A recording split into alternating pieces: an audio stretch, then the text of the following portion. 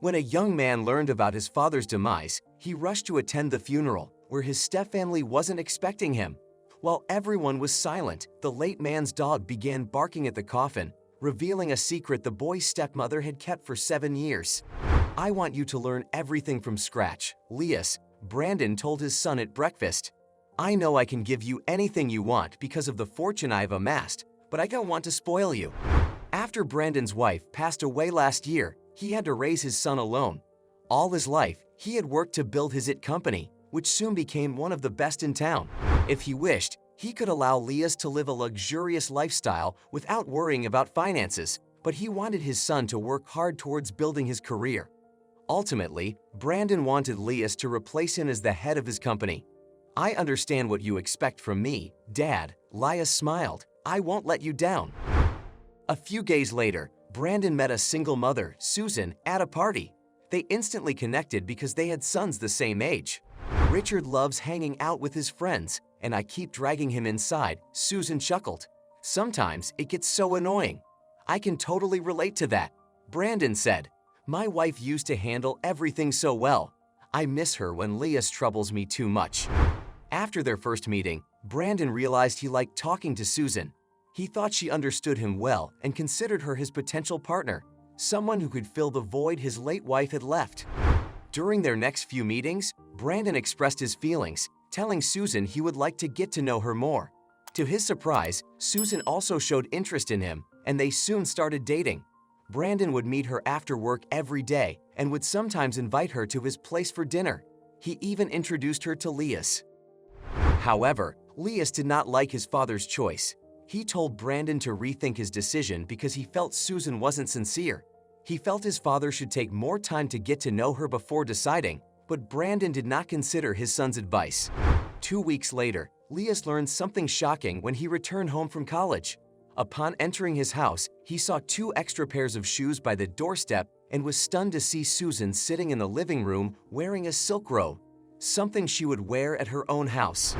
When he entered his room, he saw a boy his age sleeping on his bed. "Who are you?" Lias asked angrily. "Get out of my room." Before Richard could reply, Brandon heard the commotion and rushed to see what was happening. Hey, he said, trying to take control of the situation. "Lias, meet your stepbrother, Richard. He's Susan's son." "My what?" Lias' eyebrows arched, forming deep lines on his forehead. "I don't want to have a stepbrother." "Calm down, please." Brandon placed his arms on his son's shoulders. "I asked Susan to move in with me, but you don't have to worry. I'm getting the guest room furnished for Richard. He won't sleep in your room tonight." Lias was disappointed after learning about his father's decision. His strong gut feeling convinced him that Susan was not the right woman for his father, but he couldn't bring himself to talk to Brandon until later that night when Susan made an announcement at the dinner table. "Brandon and I are soon going to tie the knot." Her eyes glistened while she smiled. "We have decided to spend the rest of our lives together." Lias almost choked on his food upon hearing Susan's words. He looked at his father with eyes wide open but was too shocked to say anything. Later that night, Lias tried to express his concerns, but Brandon refused to talk. "You shouldn't interfere in my life decisions, Lias," Brandon said. "You must focus on your studies to pave your path to success." "Dad, please listen to." Lias tried to talk to his father. "I said I don't want to talk about it," Brandon interrupted before returning to his bedroom. Feeling disappointed, Lias didn't talk to his father about this topic again until Brandon's birthday. Lias had saved money to gift his father a smartwatch, and he bought one before Brandon's birthday, wrapped it, and gave it to him at the party. "I have linked your watch to the cloud and named it Family," Lias told his father. "My phone and watch are also connected to the same cloud." "That's great, Lias," Brandon exclaimed. "If it's a family cloud, you should add Richard and Susan too. They're part of our family." Lias shook his head in disappointment. He didn't want to share his father's attention with Susan and Richard, but Brandon didn't care. He was head over heels in love with Susan and couldn't see anything past her beautiful appearance. A few days later, Brandon came home with a key and gave it to Richard. "I bought a brand new hatchback for you, my son," Brandon exclaimed while Lias looked at his father in shock. At that point, he couldn't stop himself from interfering. "That's unfair, Dad," Lias blurted out. You always tell me to work hard for everything, yet you gifted Richard an expensive car. Why didn't you tell him to work hard for it? Despite Leah's protests, Brandon kept giving expensive gifts to Richard, hoping it would make his soon-to-be wife happy. He sought validation from Susan by gifting gadgets to her son, unaware that it would soon lead him to an undesirable place in life. Meanwhile, Leah felt jealous of Richard and couldn't understand why his father was spending so much on his girlfriend's son. He felt a wave of fire within when he thought about his father's unfair behavior. Soon, Leah yelled at his father when he saw an expensive phone in Richard's hand. Sitting at the dinner table with everyone, Leah lost his temper. "Why can't you see that this woman is after your money, Dad?" he shouted. "She's using you. She doesn't love you, Dad. She loves your money. How dare you talk about her like that?" Brandon grumbled, rising from his seat. "Apologize to her and Richard, right now." "I won't, Dad," Leah yelled. "I won't. I won't let you live here if you don't apologize." Brandon replied, "Don't make me do something you won't like. Don't make me cross all limits." Instead of apologizing, Leah kept arguing with his father until Brandon decided to kick him out. He ordered his son to pack his belongings and leave right away. "I don't want to see your face anymore," Brandon yelled while pushing Leah out of the door. "Get lost." That was the last time Leah talked to his father. He left Brandon's house that day, graduated college, and soon moved to another state for work. Meanwhile, Brandon married Susan and considered Richard as his son. Leah wasn't in touch with his father or Susan until he received an unexpected call 7 years later. "Hello, is this Brandon's son, Leah?" An old lady on the other end asked. "Yes, I'm Leah," the young man replied while he tried to recognize the unknown voice. "I'm Brandon's neighbor, Sally," the elderly lady said. "Remember me?" "Oh, Sally, how are you?" Leah chuckled. "It feels so good to hear your voice after so long." "Leah, I wanted to tell you something important." Sally's voice deepened. "It's not good news." "What happened? Is everything okay?" Leah felt his heart skip a beat. "Your dad." Sally paused for a brief moment. "Brandon passed away earlier this morning. I knew Susan didn't tell you anything." "What?" Leah was shocked. He immediately hung up and rushed toward his father's hometown. He hadn't spoken to his father in 7 years, and Leah wasn't ready to learn about his demise. He also couldn't understand why his stepmom did not inform him. Susan had arranged a funeral at Brandon's residence, where all his friends and family had gathered. She sat in a corner, weeping while covering her face until she saw Leah enter the house.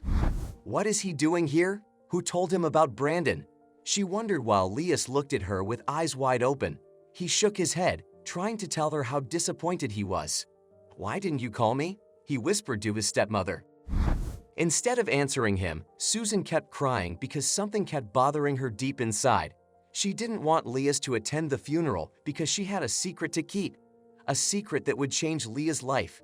A few minutes later, Leah rose to his feet and saw Richard standing with Brandon's pet dog. Leah walked towards the down, bent forward, and ruffled his hair. Suddenly, it broke free and rushed towards the coffin. "Hey, wait," Richard said while Leah followed the dog. He was shocked to see his father's furry friend continuously bark at the coffin.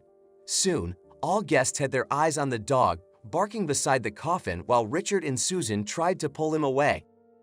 "Wait," Leah said, "leave him. I want to see why he is barking. Maybe something inside the coffin is making him feel scared." As Leah extended his arm to open the coffin, Susan's hand went to her face as she looked at him with eyes wide open. "No, no, no," she whispered, but it was too late. Leah had already opened the coffin. The devastated son was shocked to learn that his father's body was missing. The coffin was empty, and Leah had no idea why. He shifted his gaze to his stepmother, his eyebrows furrowed, and he demanded an explanation. "Where is Dad?" he yelled. "What is this all about? What's going on?" Meanwhile, the guests gasped and began whispering amongst themselves, discussing why Susan didn't invite her steps into the funeral. "Hey, Leah," Susan said nervously, her voice trembling. "I think you are overthinking. Overthinking about what? Where is Dad? What's going on?" Leah shouted at his stepmother. Then, Leah slid his phone out of his pocket to call the police, but Susan held his arm and stopped him. "Please don't call the cops. I'll tell you what happened," she said, looking at the ground.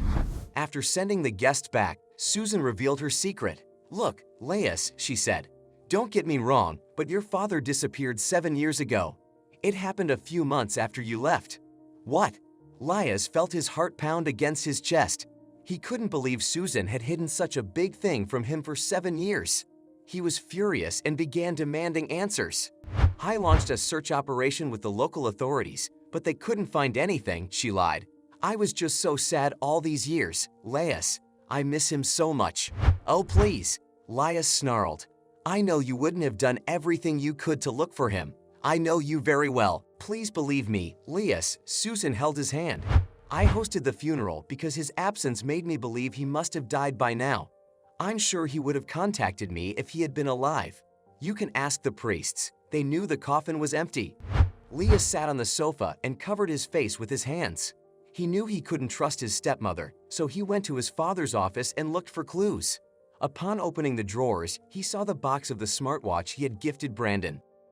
"This can help me trace Dad if he is still alive," he said, sliding his phone out of his pocket to check the smartwatch's location. The app showed his father's last location was in the middle of a forest.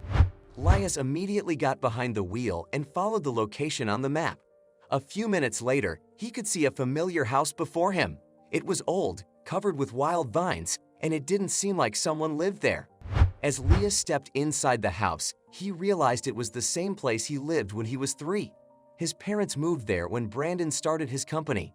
The rooms reminded him of his childhood because he couldn't recall everything. While walking inside the house, he realized he knew all the routes. He knew where the kitchen was and which room had an attached bath. Upon entering the bedroom, he saw his father sitting on a chair. His hair had turned gray, his cheekbones protruded, and it seemed like he had lost much weight. "Dad," Laius exclaimed, "where were you? What are you going here?" Brandon was shocked to see his son standing there. "How did you find me? Are you alone?" "Yes, Dad," Laius replied. "I used your smartwatch to reach you. Remember, I connected it to the family cloud." "Oh, thank God you came here alone, Laius." Brandon hugged his son. "I didn't want Susan or Richard to know I'm alive." "But why, Dad? Why are you hiding here?" "It's a long story, Laius." Brandon took a deep breath. "I just wanted to say I'm sorry for not trusting your judgment earlier. You were right about Susan. She loved my money, not me." "Oh, Dad," Laius shook his head. "What did she do?" "A few months after you left, I suffered a big loss in my business. I lost a few big deals that could have given me millions," Brandon recalled. "But when I told Susan about it, she didn't care. I expected her to console me and be my strength during tough times, but all that worried her was if I had enough money to buy her a phone from the upcoming collection so she could show it off in her circle. She is so greedy." "Why didn't you call me, Dad?" Laius asked worriedly. "I could have helped you out." "I was too ashamed to contact you after what I did. I kicked you out for speaking the truth. I am a bad father." "Please don't say that, Dad." Laius held his father's wrinkly hand. "You are the best dad I could have asked for." After discussing what happened in the past 7 years, Laius told his father he had a plan. "I know how we can get rid of Susan. I have the perfect plan," he said. The next day, Laius went to his stepmother with a file and told her to sign the papers. "I discussed Dad's will with the lawyer and learned that he wanted you to inherit everything," he lied. "I want to give up my share because I know he didn't love me. Please sign these documents so I can submit them in court." Susan couldn't believe her ears. The thought of owning Brandon's estate, company, and wealth made her so excited that she signed the documents without reading them and handed them back to Laius.